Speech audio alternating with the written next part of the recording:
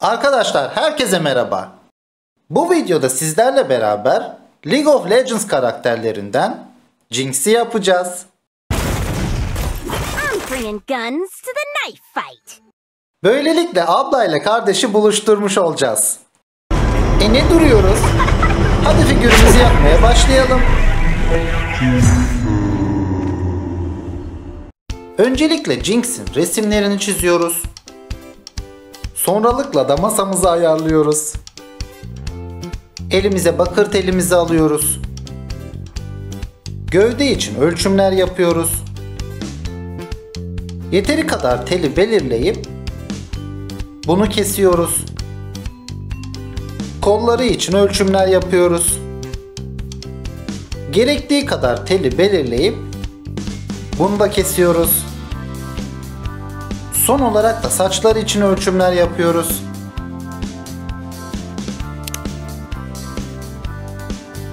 Bundan da ihtiyacımız kadarını belirleyip kesiyoruz.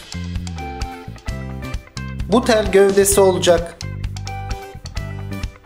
İyice büküyoruz. Ve şekil veriyoruz. Elimize alüminyum folyomuzu alıyoruz. Bununla Jinx'in gövdesini ve başını sarıyoruz. Kolunu gövdesinden geçiriyoruz. Pensemiz yardımıyla önce sağ kolunun, sonra da sol kolunun şeklini veriyoruz. Bu da silahı. Fazla parçaları da kesiyoruz. Şimdi de Jinx'in makineli tüfeğini yapmaya başladık. Varsa elimize bu çubuklardan alıyoruz. Yoksa kürdan da kullanabiliriz. Namluların uzunluklarını ölçüyoruz. Yerlerini çubuk üzerinde işaretledikten sonra uygun bir aletle bunları kesiyoruz. Bu çubukları geçirebilmek için önce ana gövdeye, sonra da ön taraftaki yere 3'er tane delik deliyoruz. Takiben de bu deliklere çubuklarımızı sokuyoruz. Bu da tamam. İşte iki iskelet de hazır. Takiben elimize aldığımız polimer kille bu ikisini de kaplıyoruz.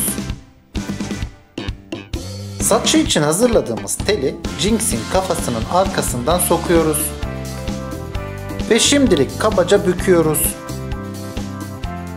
Makineli tüfek için böyle bir parça oluşturuyoruz. Ön tarafı üstten delip bunu oraya sokuyoruz. Makineliği Jinx'in beline yapıştırıyoruz. Çalışma kaidemizi masamıza koyuyoruz. İskeletimizi de buna yerleştirdikten sonra Jinx fırına gitmek için hazır.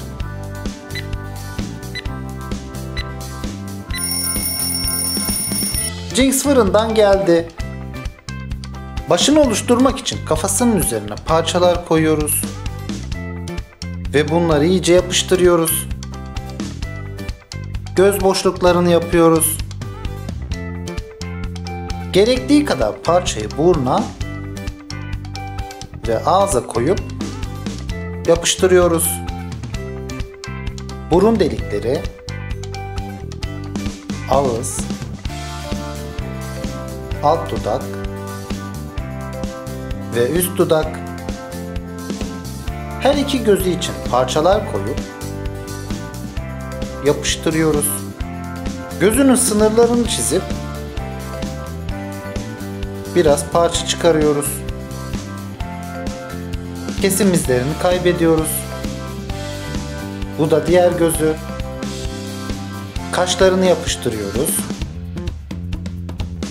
Çene boyun ayrımını kesiyoruz. Kulağı yapıştırıp şeklini veriyoruz. Bu da diğer kulağı. İnce uçlu bir modelleme aletiyle Jinx'in saçının sınırlarını çiziyoruz. Fazla parçaları kesiyoruz. Gerekli yerleri saçı için parçalar koyup yapıştırıyoruz. Şimdi de saçının yüzeyini oluşturmaya başladık. Jinx, saçlarının bakımı zor olmuyor mu? Bir sürü şampuan gidiyordur valla.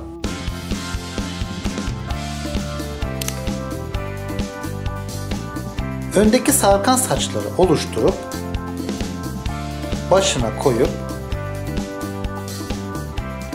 yapıştırıyoruz.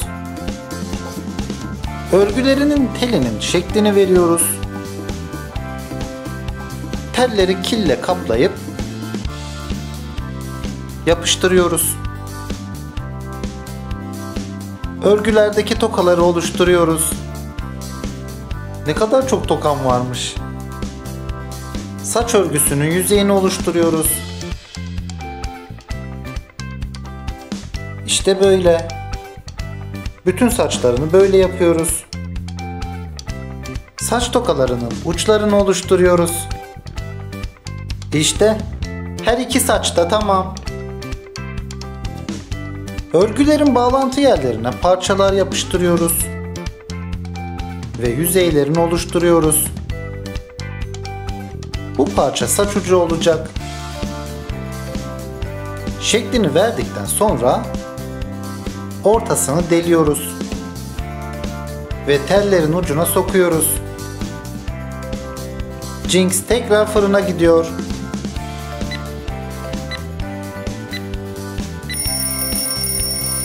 Jinx ikinci fırından da geldi.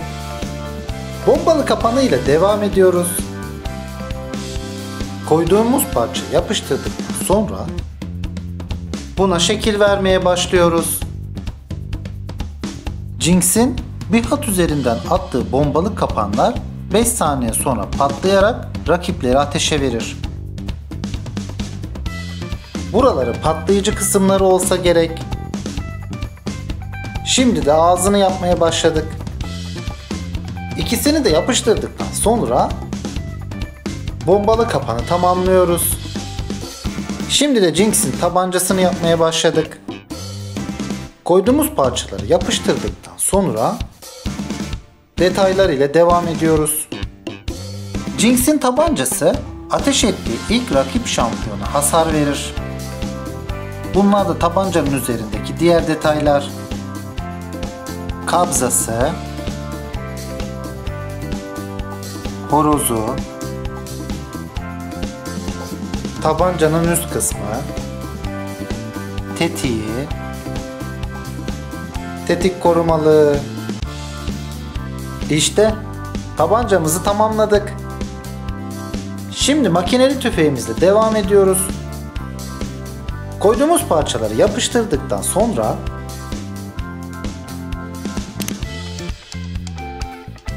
ön taraftaki detaylarla devam ediyoruz. Jinx'in makineli tüfeği şampiyonlara ağır hasarlar verir. Yanlarına böyle şeyler yapıştırıyoruz. Çıtaların bağlantı yerlerini kaplıyoruz. Makinenin yan tarafından bu şekilde bir parça kesip izleri kaybediyoruz. Buraya da aynı işlemleri yapıyoruz. Ve buraya da ve buraya da. Uç kısımlarına büyükçe birer vida atıyoruz. Böyle bir hat çekiyoruz. Buradaki fazlalığı alıyoruz. Ve kesim izlerini kaybediyoruz. Bu şekilde bir parça oluşturup makineli tüfeğe yapıştırıyoruz. Sonra da bu şekilde bir parça oluşturup bunu da yapıştırıyoruz. Ve böyle bir tutamaç oluşturup bunu da yerine yapıştırıyoruz. Farklı atış pozisyonlarında buradan da tutuyor olsa gerek. Bunu da yapıştırıp altına şu şekilde bir parça koyup arka tarafa da bu şekilde bir parça koyuyoruz. Bu parça makineli tüfeğin altı olacak. Elimize tahta çay kaşığı alıyoruz. Kullanacağımız uzunluğu belirledikten sonra fazla parçaları kesiyoruz. Ve bunu ilk parçaya yapıştırıyoruz. İşte böyle bir şey oldu. Bunu da makineli tüfeğin alt tarafına yapıştırıyoruz. Küçük bir parçayı ortasından kesiyoruz. Bunu makineli tüfeğin üst demirine yapıştırıyoruz. Bu parçada namlu ucu olacak. Bunlardan 3 tane yapıp çıtaların uçlarına sokuyoruz. Nihayet makineli tüfek de bitti. Jinx tekrar fırına gitmek için hazır.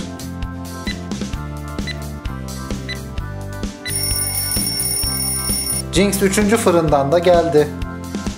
Gövdesini yapmak için vücuduna ve kollarına parçalar koyup yapıştırıyoruz. Kıyafetinin sınırlarını çiziyoruz.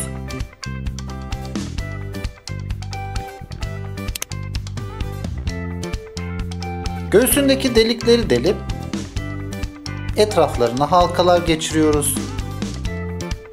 Aralarına çapraz ip bağlıyoruz. Kıyafetinin alt taraflarını yapmak için parçalar yapıştırıyoruz. Bu da sırt tarafı. Halkaları da yapıştırdıktan sonra aralarındaki bağları koyuyoruz. Bunlar da kıyafetindeki bazı detaylar. Jinx'in koluna taktığı kemeri.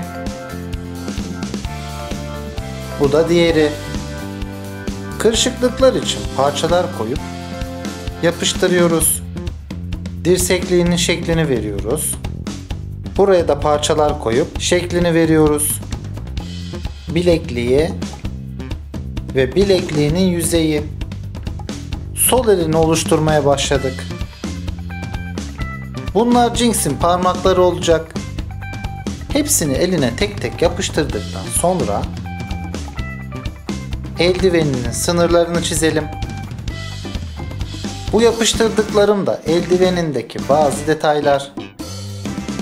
Jinx'in sol kolunu tamamladık. Şimdi sağ koluyla devam ediyoruz. Bilekliği, elinin dış yüzeyi, parmakları, eldiveninin sınırı. Bu detayları zaten sol eldivenden biliyorsunuz. Sağ kolu da tamam. Göbek deliğini de yaptıktan sonra Jinx tekrar fırına gidiyor.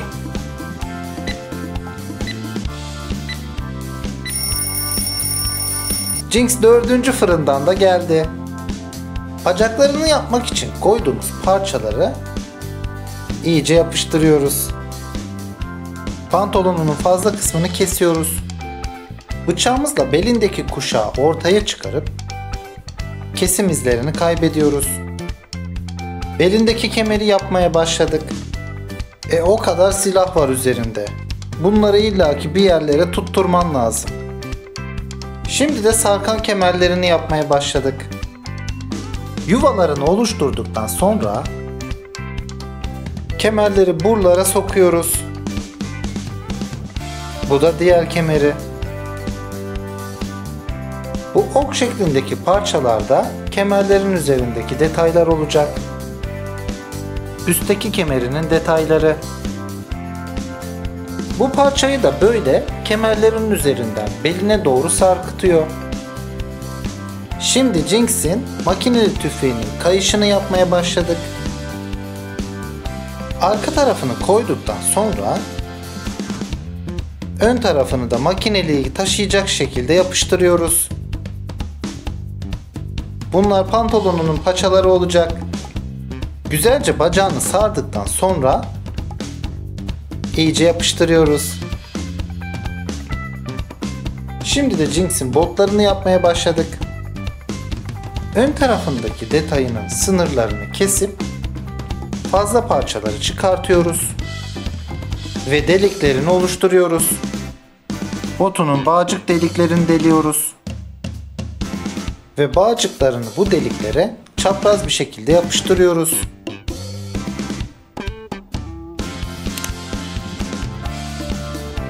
Botunun sarkan üst tarafını yerine koyup iyice yapışmasını sağlıyoruz. Botun dilini de yapıştırdıktan sonra Jinx'in sol botu hazır. Bu da sağ botu. İşte modellememiz bitti. Şimdi Jinx son kez fırına gidiyor.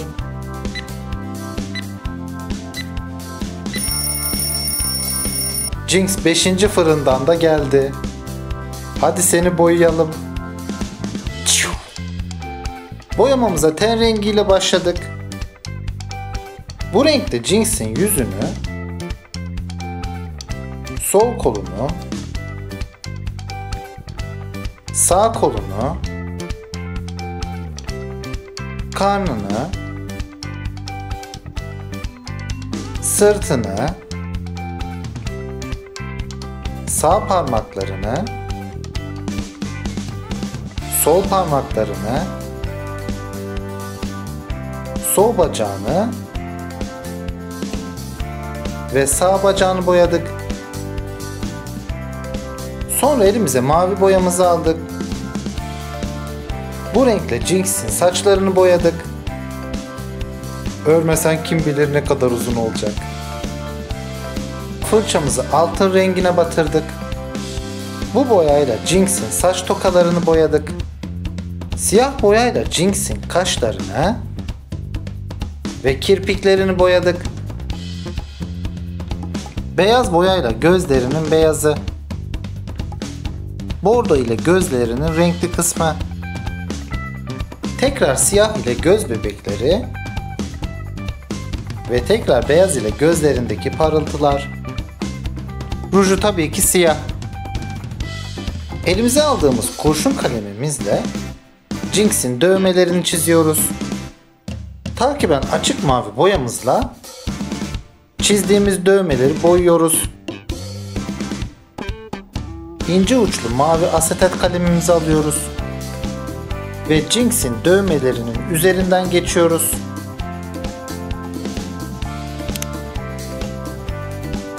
Bilmem kaçıncı kere elimize aldığımız siyah boyayla Jinx'in elbisesinin ön tarafını, arka tarafını, sol kolunu, sol eldivenini, sağ kolunu, sağ eldivenini, sol botunu ve sağ botunu boyuyoruz. Koyu kahverengi ile Jinx'in kayışının ön tarafını, elbisesinin kemerlerini, arkasındaki kayışını, kolundaki kemerleri, belindeki kemerini, sarkan kemerlerinin ön ve arka taraflarını boyuyoruz. Tekrar altın rengiyle göğsündeki halkaları, kolundaki kemer tokalarını, elbisesindeki ve belindeki kemer tokalarını ve sarkan kemerlerindeki ok şeklindeki detayları boyuyoruz. Gri ile göğsündeki ipleri, sırtındaki halkaları ve sol botunu boyuyoruz. Sağ botunu bakır renginde boyuyoruz. Bağcıklarını ise mor renginde boyuyoruz. Açık bordoyla pantolonun ön ve arka tarafı ile kolundaki bağı boyuyoruz. Normal bordo ile ise bu boyadığımız yerlere şeritler çekiyoruz. Ve kolundaki bağı da tamamlıyoruz. Yaptığımız şeritler bu şekilde oldu. Jinx'in göz makyajı pek içime sinmedi. Galiba bunu değiştireceğim. Ten rengi ile alttaki göz kirpiklerinin bir kısmını kapatıyorum. Bence böylesi daha güzel oldu. Siz ne dersiniz? Neyse, videomuza devam edelim. Şimdi siyahla Jinx'in silahlarını boyamaya başladım. Makinelisini boyadıktan sonra daha açık bir siyahla bu yerlerin üzerinden geçtim. Böylelikle detaylarını ortaya çıkarmaya çalıştım. Altın rengi ile Jinx'in silahının detaylarını, sol eldivenini, sağ eldivenini, makinelisinin burasını, buralarını, burasını ve burasını boyadım. Mor boya ile makinelinin tutma yerini, alt tarafını ve namlularını boyadım. Jinx'in bombalı kapanının değişik yerlerini mor, mavi ve pembe renklerle boyadım. Son olarak da tırnaklarını da boyadıktan sonra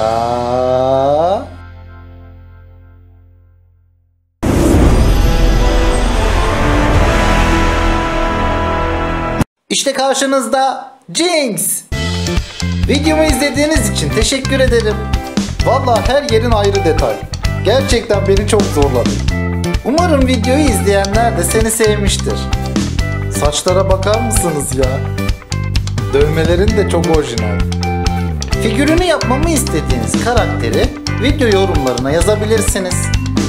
Ya Jinx, bu kadar silah nasıl taşıyorsun ya? Çok ağır olacak diye bir silahını da eksik yaptım ha. İstediğiniz platformdan sosyal medya hesaplarını takip edebilirsiniz. Aa bak, Vay da buradaymış. Hadi abla kardeş sarılın da bir hasret giderin. Durun yapmayın. Şşt. Kızlar, hop. Dövüşmeyin ya. Ne yapıyorsunuz? Durun. Kanala da abone olmayı unutmayın. Başka bir figürde görüşmek üzere. Hoşça kalın.